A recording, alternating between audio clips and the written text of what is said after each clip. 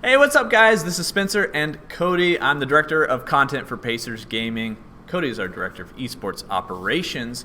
Today, it's all about the Combine. Let's talk Combine, baby. Congratulations, potentially, because if you're watching this video, you may have actually qualified for the Combine, and you're curious about what all the details are. Yep. Maybe you didn't qualify, but there's always next year, and we're going to give you the details anyway. So, to start off with, for those that made the Combine, we can talk about what sort of the requirements are of the players that are in the Combine to be considered for next year's draft. Yep. And so what is that minimum here? Yeah, so if you are in the Combine, players from both America and Europe have to play in a minimum of 40 games at one position. So, for example, if you choose to try out as a point guard, you play a minimum of 40 games. You can play more than that. All of your stats and data will be tracked, and you will be entered to have a chance at being selected for the draft pool. How about other regions? Yeah, if you're not from America or Europe, you have to complete a minimum of 30 games at one position. There'll be preset windows both in America, Europe, and abroad as well. We'll have more information on those dates and those windows here soon. Once the league releases that information, we'll be able to get that to you guys. Now, a couple things I just want to point out here. A minimum of 40 games. Let's hit on that first. Yep. It's a minimum, right? Correct. So you're not being judged on 40 necessarily unless you stop at 40. Right. You can continue on and try to improve whatever statistical categories you're looking to improve in, right? You definitely can. And the other part about that is you could play 40 games in more than one position. So if you wanted to try out as a point guard, a shooting guard, and a small forward, you could do that if you were willing to put in the time. If you just can't make up your mind. Right. If you can't make up your mind, you can log in, choose an archetype in other positions, and as long as you play 40 games, you could be considered for those positions as well. Now, I can tell you, and I get asked this question a lot, Cody, does that give me an advantage if I play multiple positions? The answer is no. You will only be evaluated in each position individually. They won't look at your shooting guard stats and say, hey, he's also a good point guard, let's get him in. Not how it works. You can only qualify as one, but you can play in multiple. Now, we can't comment on every manager in the league and how they value different skill sets, positions, different things like that. Some may value somebody who is more broad. They could. So when it comes down to it, and it's like, yeah, but I'm not really sure who I'm playing at point guard or shooting guard, but this guy kind of covers both of those. That might be more interesting than someone, but it also might not be more interesting, is my point as well. True. So they might want someone that actually specializes at a certain position that plays it really well, as opposed to being sort of more versatile. True. So not to really push either way there, Correct. but that is some of maybe the thinking that's going on. Well said. Yep. And then the last thing about this is it's completing a minimum of 40 games, not winning a minimum of 40 games, which is a different mentality than the qualification. Yep, yeah. Exactly. Yep. All right, so moving on to the structure of the league, or I'm sorry, of the Combine. Yeah, we're playing 2K19 this year, so we're done with 18, moving on to 19. In order to play in the Combine, you have to be on Xbox One or PS4. So one of those two consoles, no PC this year for the Combine.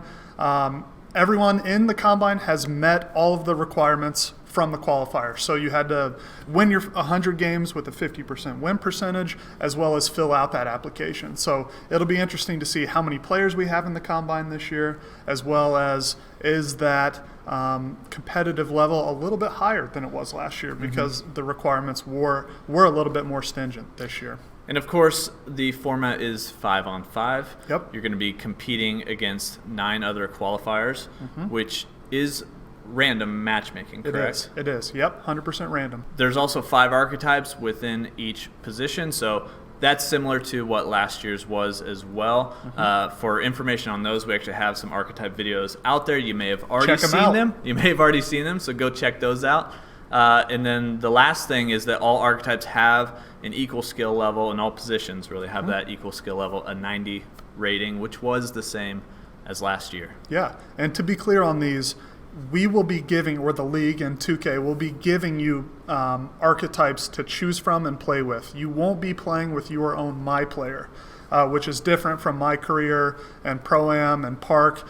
You will have the opportunity to choose from 25 different archetypes, just so that's clear. So let's talk about the draft pool Yep. a little bit, because that's ultimately what this is leading to, right? Yep. The combine That's where we come in. ends up with that draft pool. Yep. All right. So through the qualifying process of this, the league's going to determine a pool of 150, at least 150 new players who will be eligible in the 2019 NBA 2K League draft. Yep. One thing to note there, that is the league determining that. That's not teams determining who the draft pool is. Correct. We have no say. So in addition to the 150 new players, the draft pool will also include players who competed in the inaugural season. You'll have roughly 150 new players, so you guys trying out in the combine, plus all of the non-protected and unretained players. So the draft pool is going to be pretty big. Lots of decisions for me and the other GMs to make.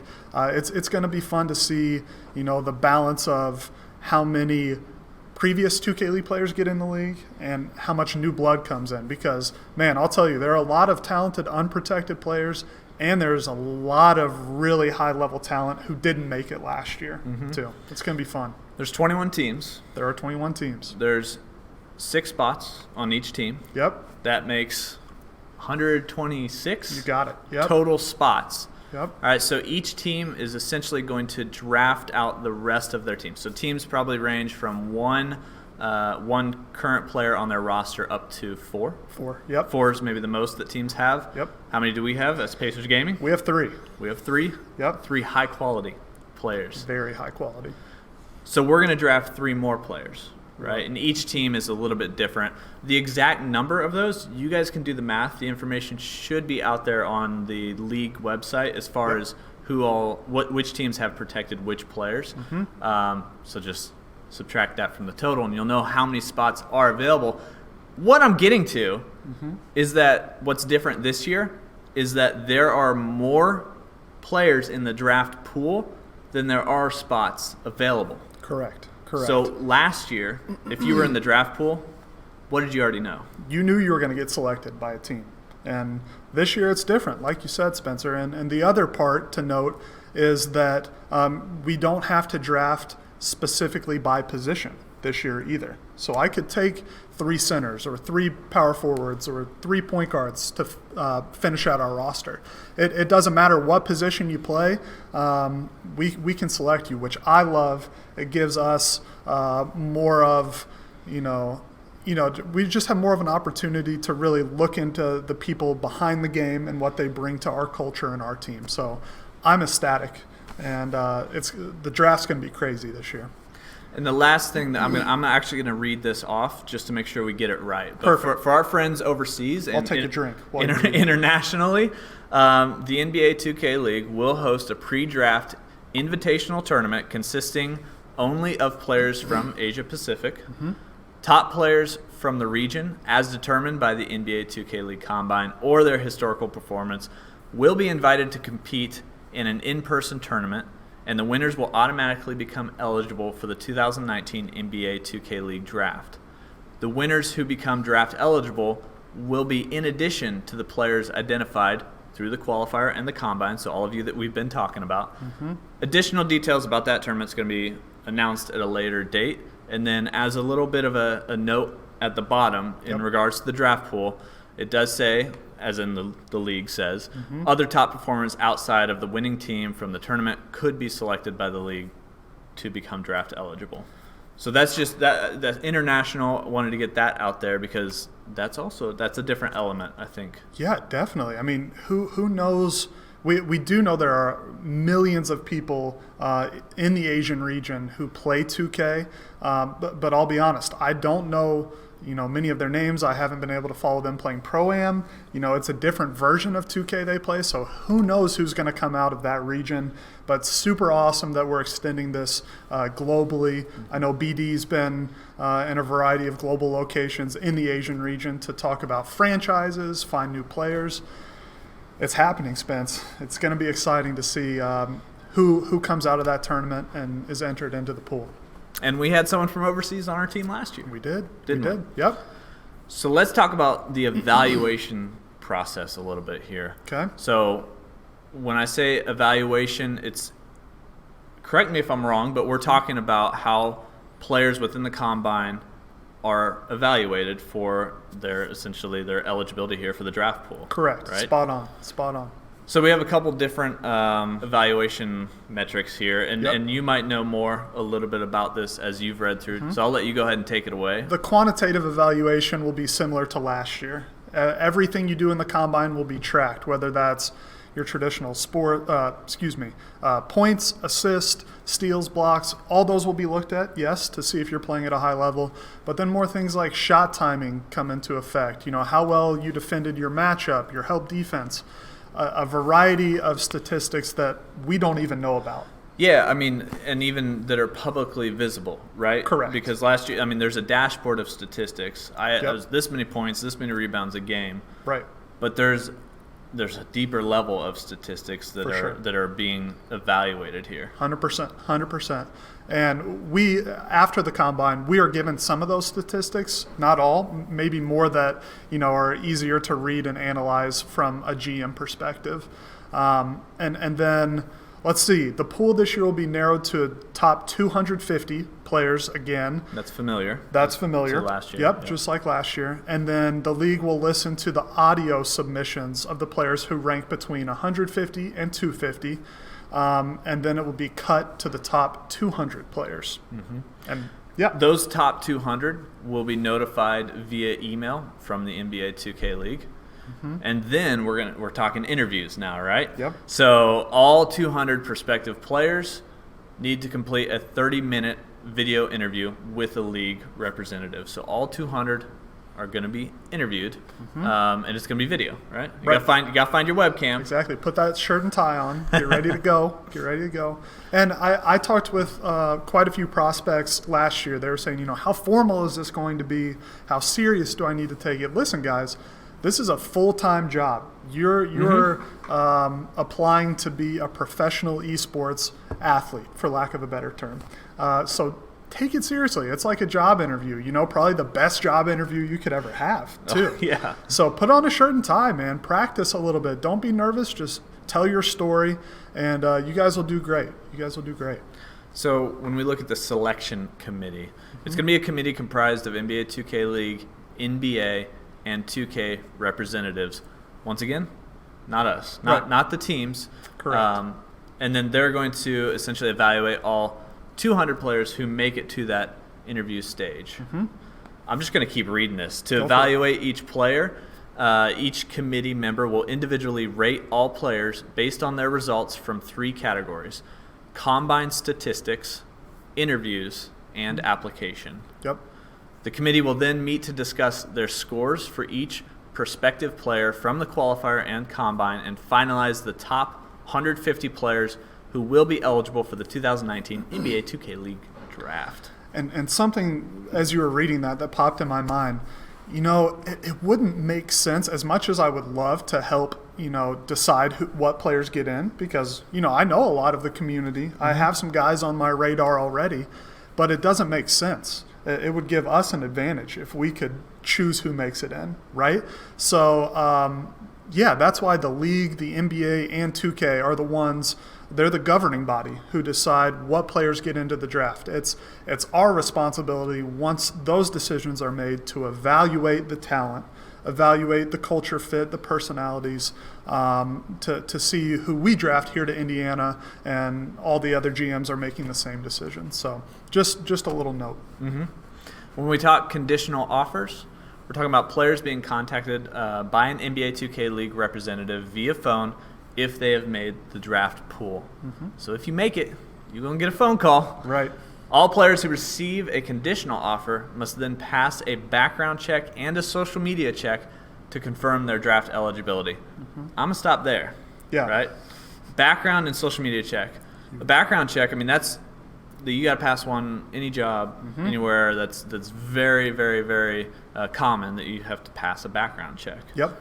Social media check, it's a little different, right? It is. It is. And I think that's becoming more standard just because of the way social media plays such an important role in our culture nowadays. Like, who you are in person is now the same as who you are online, because like our job is 90% online now. So you guys are watching this online? Exactly. Right? Exactly. So your social media and who you portray yourself online is just as important as how you portray yourself in real life and how you interact with people on Twitter and Instagram. That's how people will follow you and view you if you become a player in the league. So take it seriously. If you haven't already started, man, check your social media. Make sure it's in line with what we would expect, what your grandmother would expect if she checked your social media. And I would reiterate there, social media checks, maybe they're not official everywhere. Yeah. But I guarantee you they're unofficially 100%, everywhere. 100%. So if you're looking for any sort of job, they're going to look you up. They're going to find a LinkedIn, a Twitter, a Facebook page on you.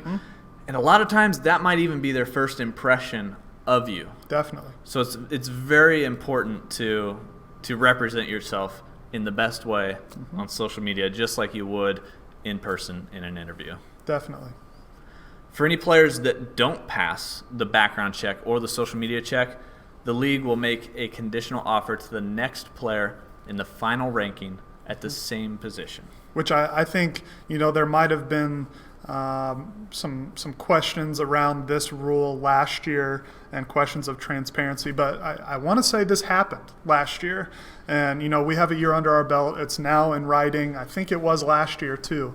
But this happened, and it'll probably happen again. So just be aware that if players are getting replaced, it's nothing sketchy is going on. It is in the rules. And if the social media check doesn't come through or the background check doesn't come through, the league will replace with the next man up for sure. And then conduct the same checks on that next person. Yep. So we don't need this for this part. What happens after the draft? Congratulations. Right. You've been drafted to Pacers Gaming. Yeah. Which it depends on the team, right? It's maybe different for each team. For sure. But let's just talk Pacers Gaming here. What happens to our players after the draft? Yeah, so our plan is we'll already have our 3 guys in market. So as soon as you get drafted, ooh, man, I'm excited now. I'm ready for the league to start already. So our 3 guys that we're talking about are the players that we already have. Correct. Swizzer, Wolf, and Ramo. Yep. Not necessarily the 3 drafted players, right? Right. Spot on. Yep. So they'll already be here. But when we draft you, we'll give you a phone call. We'll say congratulations. We'll let you know the plan, which will probably be moving out here to Indiana in the next couple days following the draft, getting ready for training camp. We'll have apartments set up, ready to go for you guys. So it goes quick. I think the draft was April 4th last year. Players moved here April 11th. So 7 days, you knew you were coming to Indiana, you were here within a week. So it's going to be fun. Happens quick. It does. That's exciting. That's a lot of stuff on the combine. If you guys have any questions about it, comment down below or wherever you're watching this video. Yep. Hit us up with a comment, with a like, follow us. You know the drill. Yep. And we can't wait to see you in the combine. Thanks, guys. Go Pacers.